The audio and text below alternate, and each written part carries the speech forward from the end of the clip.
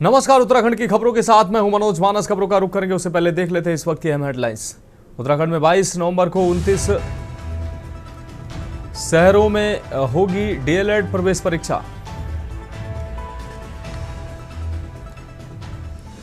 उत्तराखंड के कई जिलों में भालू बना मुसीबत। 11 दिन में 3 लोगों के लिए जान। पौड़ी, चमोली सहित ये जिले हैं संवेदनशील। पिथौरागढ़ के नैनी सैनी एयरपोर्ट का होगा विस्तार। MOU sign. ग्रामीणों का दावा, जमीन नहीं देंगे, पहले के वादे पूरे नहीं। उत्तराखंड के पर्वतीय शहरों में बढ़ रही जनसंख्या। ज्योतिर्मठ जैसे हालात के मुहाने पर खड़े हैं नैनीताल, मसूरी। देहरादून में तेज रफ्तार कार पेड़ से टकराई। बिहार के एमबीए के छात्र की हुई मौत। 2 युवक गंभीर घायल। और उत्तराखंड में पहाड़ों में छाए बादल। हरिद्वार और उधम सिंह नगर में कोहरा दिखा। तापमान में 2 डिग्री गिरावट। आप देख रहे हैं के न्यूज, खबरों का सारथी। और उत्तराखंड की खबरों का रुख करेंगे उससे पहले सीधा आपको लिए चलते हैं आरजेडी की प्रेस कॉन्फ्रेंस में। तेजस्वी यादव और अन्य नेता क्या कुछ कह रहे हैं। वाले मुख्य आरोपी विपिन शर्मा का विशेष पर बुला करके पीठ ठोका है। आप समझ जाओ। वाह रे वाह प्रधानमंत्री जी, कथनी और करनी में कितना अंतर है।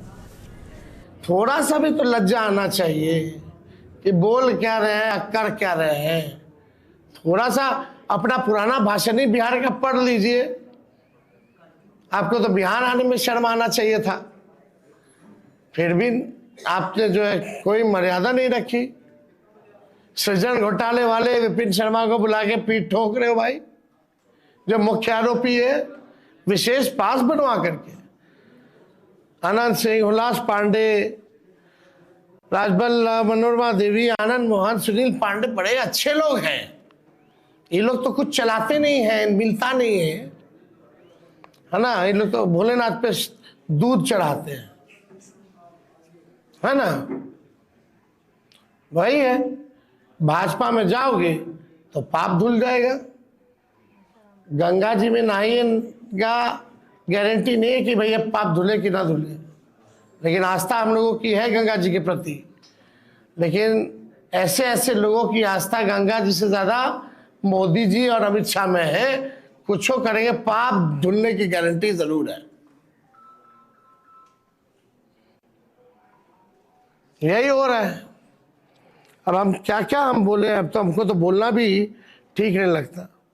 अब बताइए, 30,000 करोड़ रुपया चुनाव में रिश्वत दी गई, 10-10 हजार रुपया, टोटल कितना? 30,000 करोड़। चुनाव आयोग मौन, चुनाव के दिन भी खाते में आ रहा है पैसा 10,000। ये रिश्वत नहीं है तो और क्या है भाई? फिर भी जनता इनको करारा जवाब दे रही है। क्या इन लोगों ने नहीं किया इस पूरे चुनाव में?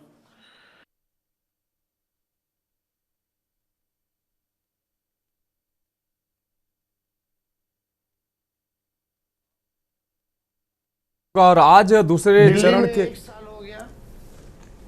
दिल्ली में क्या क्या वादा है?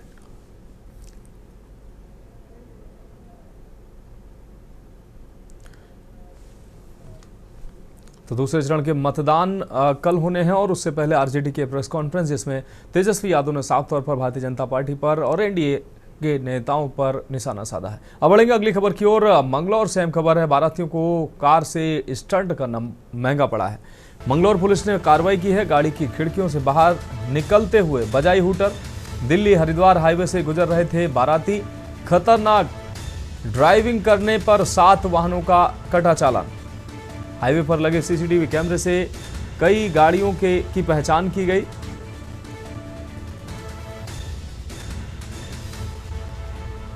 गाड़ी की खिड़कियों से बाहर निकलते हुए बजाई हूटर। दिल्ली हरिद्वार हाईवे से गुजर रहे थे बाराती। खतरनाक ड्राइविंग करने पर 7 वाहनों का कटा चालान।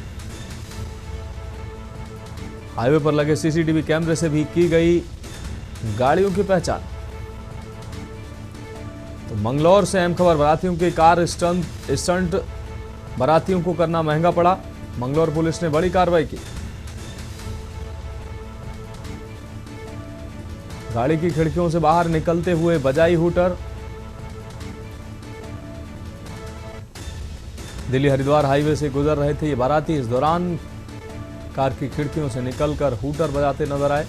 गाड़ी की खिड़कियों से निकलकर बजाई हूटर, जिसके बाद अब कार्रवाई की गई है। दिल्ली हरिद्वार हाईवे पर गुजर रहे थे बाराती।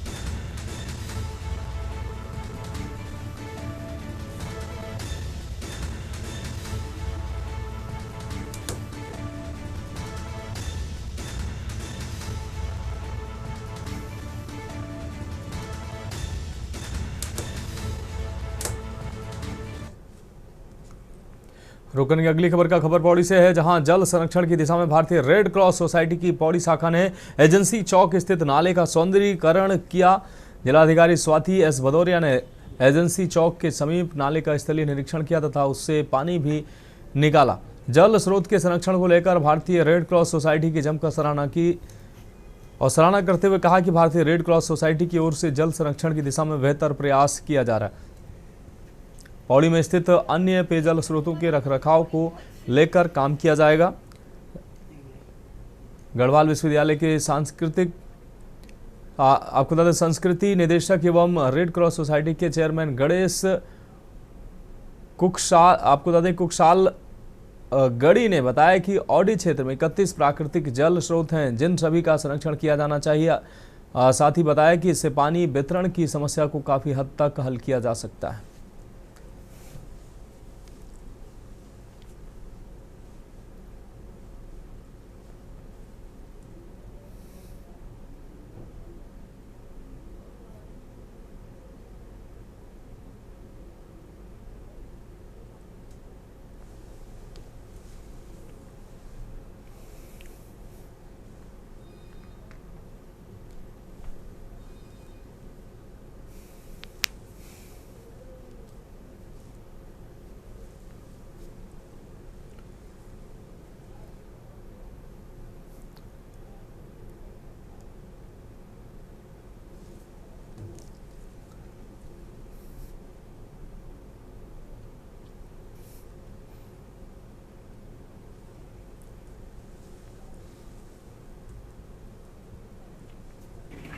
रेड क्रॉस की बहुत ही सुंदर पहल हुई है, जिसमें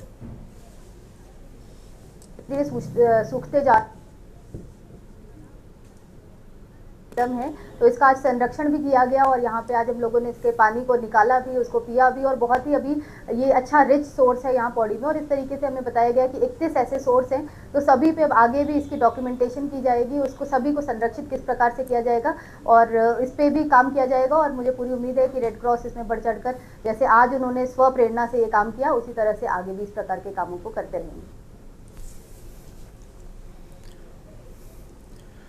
हाँ, बढ़ेंगे अगली खबर की ओर। खबर देहरादून से, जहां उत्तराखंड के प्रमुख पर्वतीय शहरों पर अब जोशीमठ जैसे हालात पैदा होने का खतरा मंडरा रहा है। देहरादून से आई इस खबर के अनुसार नैनीताल, मसूरी, अल्मोड़ा और पौड़ी जैसे लोकप्रिय शहर लगातार बढ़ रही जनसंख्या और भवनों की अनियंत्रित संख्या के बोझ तले दबे हुए हैं।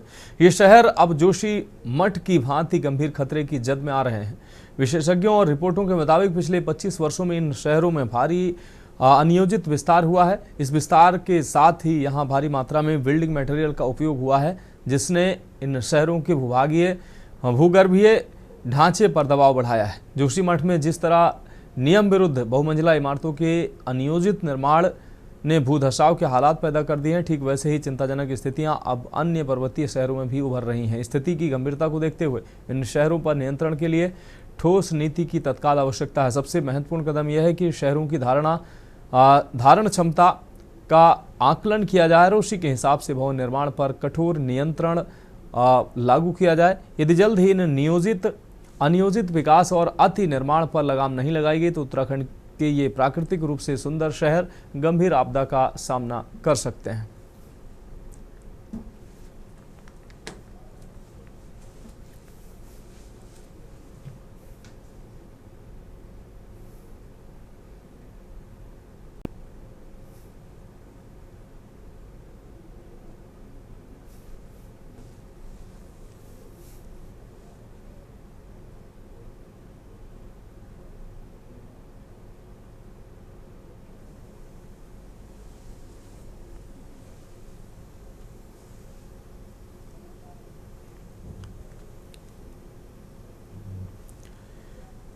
बढ़ेंगे अगली खबर की ओर। खबर देहरादून से, जहां उत्तराखंड में मौसम शुष्क बना हुआ है और चटक धूप खिलने के कारण दिन का तापमान सामान्य से अधिक बना हुआ है। हालांकि इस बीच ठंड ने भी अपनी उपस्थिति दर्ज कराना शुरू कर दिया है। पर्वतीय क्षेत्रों में सुबह और शाम के समय ठिठुरन काफी बढ़ गई है, जबकि रात को पाला भी पड़ रहा है, जिससे मैदानी क्षेत्रों में दुश्वारियां बढ़ने लगी हैं। मौसम विभाग ने राज्य में अगले कुछ दिनों तक मौसम के शुष्क बने रहने का अनुमान जताया है, जिसके कारण दिन के पारे में गिरावट की उम्मीद कम है और यह सामान्य से अधिक बना रह सकता है। हालांकि मैदानी इलाकों के लिए चेतावनी जारी की गई है। हरिद्वार और उधम सिंह नगर जिलों में घना कोहरा छाने की आशंका को देखते हुए अलर्ट जारी किया गया है। राजधानी देहरादून के मौसम में भी उतार चढ़ाव देखने को मिल रहा है। रविवार को देहरादून और आसपास के क्षेत्रों में दिन भर तेज धूप खिल रही है, जिससे अधिकतम तापमान सामान्य से 3 डिग्री सेल्सियस अधिक दर्ज किया गया है। वहीं दून का न्यूनतम तापमान 13 डिग्री सेल्सियस से नीचे पाया गया है, जो अब भी आपको बता दें सामान्य से 1 डिग्री सेल्सियस अधिक है।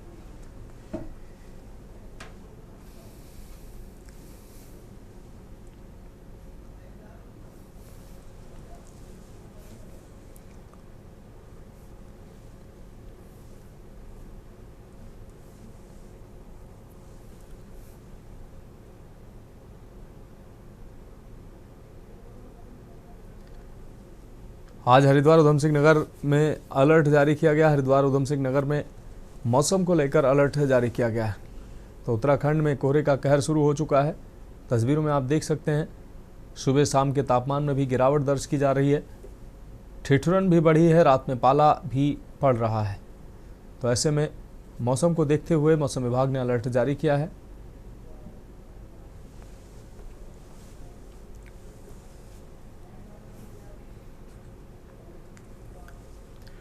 अगली खबर का रुख करेंगे। खबर लक्सर से है, जहां गोवर्धनपुर गांव निवासी दीपक के घर में स्थित उपले के ढेर में अचानक एक खतरनाक जहरीला सांप निकल आया, जिससे परिवार के लोगों में हड़कंप मच गया। सांप की सूचना वन विभाग को दी गई। वन विभाग की टीम सांप एक्सपर्ट के साथ मौके पर पहुंची और घंटों की मशक्कत कर सांप का रेस्क्यू किया। बाद में सांप को सुरक्षित जंगल में छोड़ दिया गया। वन क्षेत्राधिकारी शैलेंद्र सिंह नेगी ने बताया कि गोवर्धनपुर निवासी दीपक के घर में उपले के बतोड़े में खतरनाक सांप की सूचना दीपक द्वारा दी गई थी।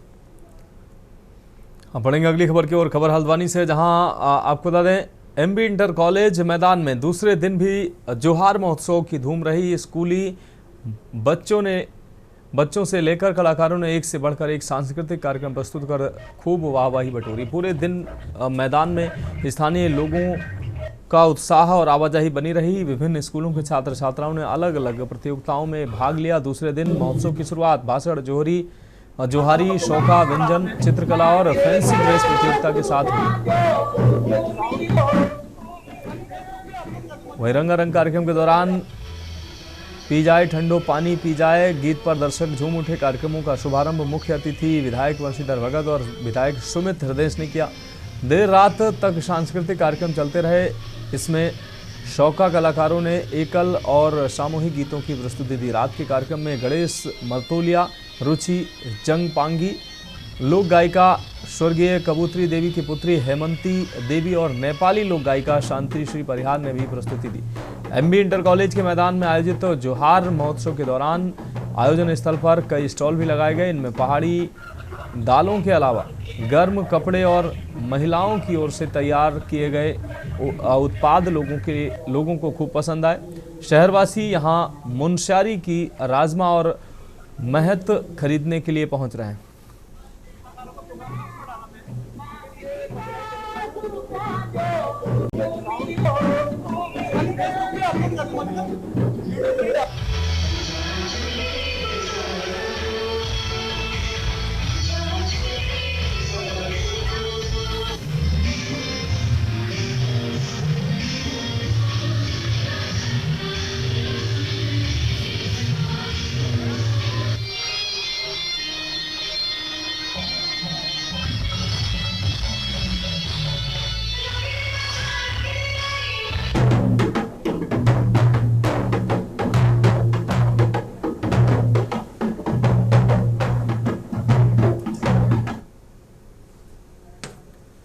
बढ़ेंगे अगली खबर की ओर। खबर पौड़ी से, जहां मुख्यालय पौड़ी में नागरिक कल्याण मंच के बैनर तले पानी, बिजली, उपभोक्ताओं के विभिन्न राजनीतिक सामाजिक संगठनों ने जन जागरण अभियान शुरू किया। एजेंसी चौक से अपर बाजार, लोअर बाजार, धारा रोड होते हुए बस अड्डे तक निकाली रैली में बिजली के निजीकरण, स्मार्ट मीटर, पेयजल मूल्य में हर साल 10% वृद्धि के खिलाफ आंदोलन की शुरुआत की।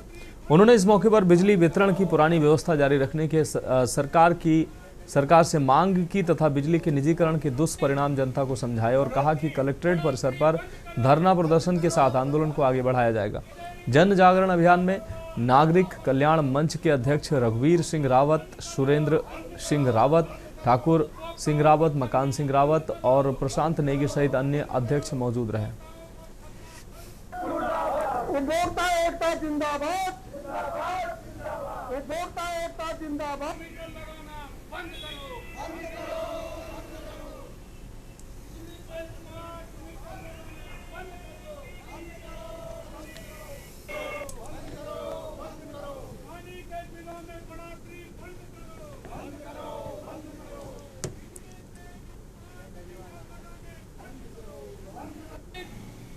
बढ़ोतरी बंद करो, बंद करो, बंद करो। सरकार हो बर्बाद, वापस लो। उपभोक्ताओं को ठगना बंद करो, बंद करो, बंद करो। उपभोक्ताओं को ठगना बंद करो, बंद करो, बंद करो। उपभोक्ताओं को ठगना बंद। उपभोक्ता एकता जिंदाबाद, उपभोक्ता एकता जिंदाबाद। मीटर लगाना बंद करो, बंद करो।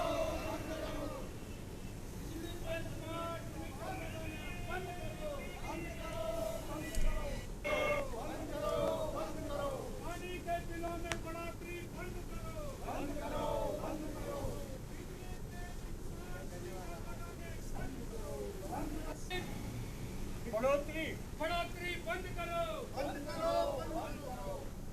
सरकार हो बर्बाद, वापस लो। उपभोक्ताओं को ठगना बंद करो, बंद करो। बढ़ेंगे अगली खबर के। उत्तराखंड राज्य की 25वीं सालगिरह कुमाऊं क्षेत्र के ऐतिहासिक नुमाइश मैदान बागेश्वर में हर्षोल्लास और गर्व के साथ मनाई गई। जिले के हर वर्ग, हर उम्र के लोग इस उत्सव के साक्षी बने, जहां संस्कृति, विकास और संघर्ष की गूंज एक साथ सुनाई दी। बागेश्वर के ऐतिहासिक नुमाइश मैदान में जहां प्रशासन द्वारा आयोजित इस कार्यक्रम में सभी विभागों ने अपने अपने स्टॉल लगाकर जनता को सरकार की योजनाओं की जानकारी दी। वहीं स्कूली बच्चों के रंगारंग सांस्कृतिक कार्यक्रमों ने राज्य निर्माण आंदोलन की यादों को ताजा कर दिया।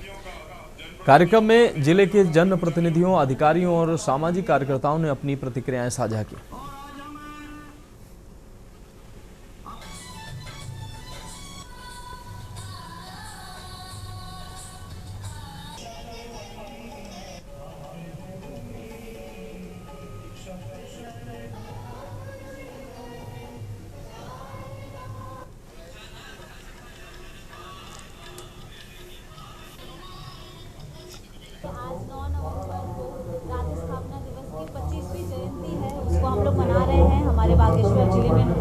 में सभी जनप्रतिनिधि, सभी जनता, सभी सम्मानित अतिथिगण सभी यहाँ मौजूद हैं। बहुउद्देशीय शिविर भी लगाया गया है, स्वास्थ्य शिविर लगाया गया है, कई तरीके के स्टॉल्स लगाए गए हैं। बाय सरल मीट है उसका भी ऑर्गेनाइज किया गया है। पहले तो 25 साल की बहुत बहुत धन्यवाद देता हूँ। 25 साल का सफ़र कम नहीं होता है, बहुत होता है। एक बच्चा जब 25 साल में होता है जवानी की उसमें दहली में फट जाता है। मैं राज्य में पहले तो कहूँगा कि जो हमारी थोड़ा बहुत हमें जो कनेक्टिविटी मिली, जो हमें ये मिले, ये इसके लिए मैं धन्यवाद भी देता हूँ। जो भी सरकारें आई, जो भी उन्हें कर सके वो करा। पहले तो मैं समस्त प्रदेशवासियों को उत्तराखंड राज्य बनने के 25वीं जो वर्षगांठ है, जिस वर्षगांठ को हम रजत जयंती के रूप में मना रहे हैं, पूरे राज्यवासियों को ढेर सारी शुभकामनाएं हैं, बधाई है। और निश्चित रूप से मैं मानता हूं कि ये प्रदेश बहुत संघर्षों के बाद पर्यावरण प्लान रोजगार की जो बातें होती हैं कितनी वो सार्थक होती हैं, इनमें बहुत सोचने की भी आवश्यकता है। जितना 25 वर्ष में होना चाहिए था उतना हम नहीं कर पाए। हमारी राजधानियाँ स्थायी और स्थायी का कोई अभी तो कोई फिक्सेशन जिस बात का ना हुआ हो, उस राज्य की हम कैसी धारणा और कैसी कल्पना, कैसे अपने भविष्य के विकास की बात करते हैं।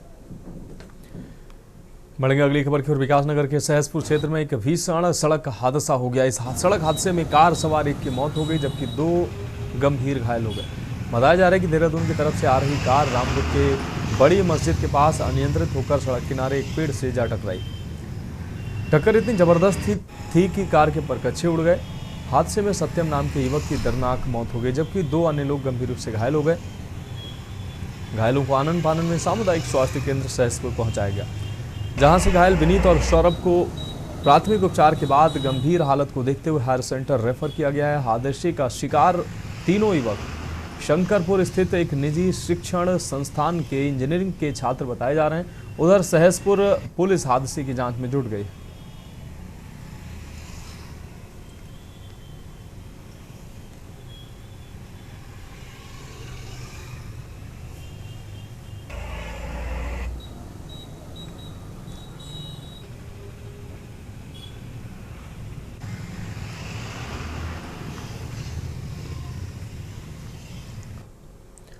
अगली खबर मंगलौर से, जहां उत्तराखंड प्रदेश में पेराई सत्र शुरू हो चुका है। पेराई सत्र शुरू होने के बाद भी गन्ने का मूल्य घोषित नहीं हुआ, जिससे नाराज किसानों ने सरकार पर किसानों की उपेक्षा किए जाने का आरोप लगाया है। प्रदेश से लगे राज्य उत्तर प्रदेश में गन्ना पेराई सत्र शुरू होने पर सरकार ने गन्ने का मूल्य घोषित कर दिया, लेकिन उत्तराखंड सरकार ने अभी तक गन्ने का मूल्य घोषित नहीं किया। इस देरी से किसानों में भारी नाराजगी जताई है। किसानों ने इस स्थिति पर चिंता व्यक्त करते हुए कहा कि ये दुर्भाग्यपूर्ण है कि किसानों की समस्याओं का समाधान करने वाली सरकार इस मुद्दे पर चुप है, क्योंकि उन्होंने सरकार से जल्द से जल्द गन्ना मूल्य घोषित करने की मांग की। जनपद हरिद्वार के अधिकांश किसान अपनी आजीविका के लिए गन्ने की फसल पर निर्भर रहते हैं। इस बार प्रदेश में आई आपदा के चलते जनपद हरिद्वार में भी गन्ने की फसल प्रभावित हुई है, जिससे किसानों को भारी परेशानी का सामना करना पड़ रहा है। किसान अपनी आजीविका चलाने के लिए गन्ने को कोल्हू में कम दामों में बेच रहे हैं, जिससे किसानों को भारी नुकसान हो रहा है। इतना किसान से जल्दी पैसा लिया जाए कर्जे का या कृषि कार्ड जमा करने का कार्ड वो आ जाता है, उस पर दाब आता है। ऐसा ही गन्ने का भाव घोषित करे सरकार और जो सब किसान को, मजदूर को लाभ पहुंचे, नहीं तो कोई ना कोई बड़ा आंदोलन हो सकता है। भारतीय किसान यूनियन जिंदाबाद। बहुत ही दुख का विषय कि हमारे यहाँ 2 शुगर फैक्ट्री चालू हो गई है, कभी चालू नहीं हुई, और हमारा गन्ना शुगर मिलों में जाना शुरू हो गया, लेकिन हमें यही नहीं पता कि हमारे गन्ने का क्या रेट मिलेगा। ये हमारे प्रदेश का बहुत बड़ा दुर्भाग्य है। हमारा पड़ोसी राज्य उत्तर प्रदेश, वहां भी सरकार ने गन्ना मूल्य घोषित कर दिया, लेकिन यहाँ की सरकार को किसानों से कोई चिंता नहीं है। पहली बात तो इस बार जो आपदा आई, जो बरसात हुई, बादल फटे, वो सारा मलबा किसानों के खेतों में आया और हमारी गन्ने की जो पैदावार थी वह लगभग 50% खत्म हो चुकी। गन्ना किसानों को है ही नहीं इस बार, तो बहुत कम गन्ने की पैदावार, और उसके बावजूद भी यहाँ की सरकार ने अभी तक गन्ना मूल्य घोषित नहीं करा। यहाँ हमारा सबसे ज्यादा गन्ना मूल्य होता था कभी, लेकिन अब हमें यही पता नहीं कि हमारा जो गन्ना जाएगा वो किस रेट में जाएगा। तो हमारी सरकार से यहाँ की ये मांग है कि महंगाई को देखते हुए गन्ना मूल्य कम से कम 500 रुपए क्विंटल घोषित तत्काल सरकार करे, नहीं तो हम मीटिंग बुलाकर इसके खिलाफ, सरकार के खिलाफ गन्ना मूल्य घोषित करने की मांग को लेकर एक बड़ा आंदोलन उत्तराखंड में फिर दोबारा होगा। जिस तरीके से टोल प्लाजा पर एक बड़ा आंदोलन स्मार्ट मीटर को लेकर हुआ था, उसी तरीके से गन्ना मूल्य को लेकर भी उत्तराखंड में एक बड़ा आंदोलन किसान करने को मजबूर होंगे। अगली खबर खटीमा से है, जहां जनपद ऊधम सिंह नगर के सीमांत क्षेत्र खटीमा वन रेंज अंतर्गत हाथी कॉरिडोर क्षेत्र में टाइगर के हमले से 4 माह के नर हाथी की मौत हो गई। यह घटना की सूचना ग्रामीणों ने वन विभाग को दी, जिसके बाद विभागीय टीम मौके पर पहुंची। वन क्षेत्राधिकारी के नेतृत्व में पहुंचे वन कर्मियों और पशु चिकित्सकों ने घटनास्थल पर 4 माह के नर हाथी के शव को पोस्टमार्टम कर वन क्षेत्र में ही दफना दिया है। और विभागीय अधिकारियों ने बताया कि हाथी का शव कक्ष संख्या 8 में मिला है और शव लगभग 10 दिन पुराना प्रतीत होता है। वन विभाग ने बताया कि क्षेत्र में हाथियों की नियमित आवाजाही रहती है, ऐसे में टाइगर का हमला दुर्लभ घटना है। टीम ने आसपास के क्षेत्र में वन्य जीवों की गतिविधियों की निगरानी बढ़ा दी है, ताकि भविष्य में इस प्रकार की घटनाओं की पुनरावृत्ति न हो। एक शव प्राप्त हुआ था, हमें कल हमको जानकारी मिली थी कि हमारे चकरपुर बीट में एक हाथी के बच्चे का शव प्राप्त हुआ है। शव 2 से 3 दिन पुराना लग रहा है और आज हमने वेटरनरी जो हमारे डॉक्टर्स आए थे उनके पैनल के द्वारा इसका यहाँ पर पोस्टमार्टम किया गया, जिसमें प्रथम दृष्टया देखने पर यह पाया गया कि इसकी उम्र लगभग 4 से 5 माह रही होगी और इसकी मृत्यु शायद वन्य जीवों के साथ आपसी संघर्ष में हुई होगी। आगे की जो कार्रवाई है वो आगे चल रही है, तो इसके बारे में हम बाद में जानकारी। हाथी कॉरिडोर में टाइगर के हमले से 4 माह के हाथी के शावक की मौत का मामला सामने आया है। मैं इस वक्त मौजूद हूँ सीमांत क्षेत्र खटीमा में, भारत नेपाल बॉर्डर पे, जो कक्ष संख्या 8 है। यहाँ पर एक हाथी के शावक की मौत हो गई 4 माह के नर की, और यहाँ पर मौके पर पहुंची टीम ने पोस्टमार्टम किया और पोस्टमार्टम के बाद उसकी कार्रवाई शुरू की है। बताया जा रहा है कि वन्य जीवों की आवाजाही यहाँ लगातार रहती है, हाथी कॉरिडोर का क्षेत्र है, हाथियों की आवाजाही रहती है, और लेकिन ये हमला जो टाइगर द्वारा हुआ है ये काफ़ी दुर्लभ है। इसके अंतर्गत इसके मद्देनज़र देखते हुए जो वन क्षेत्र अधिकारी संचिता वर्मा है, उन्होंने वन विभाग की टीम को निर्देशित किया है कि गतिविधियों को बढ़ाया जाए ताकि ऐसी पुनरावृत्ति दोबारा ना हो। सुरेंद्र कुमार गुप्ता, के न्यूज इंडिया, खटीमा। फिलहाल उत्तराखंड की खबरों में अभी के लिए मेरे साथ इतना ही। मुझे दीजिए इजाजत और आप देखते रहिए के न्यूज इंडिया।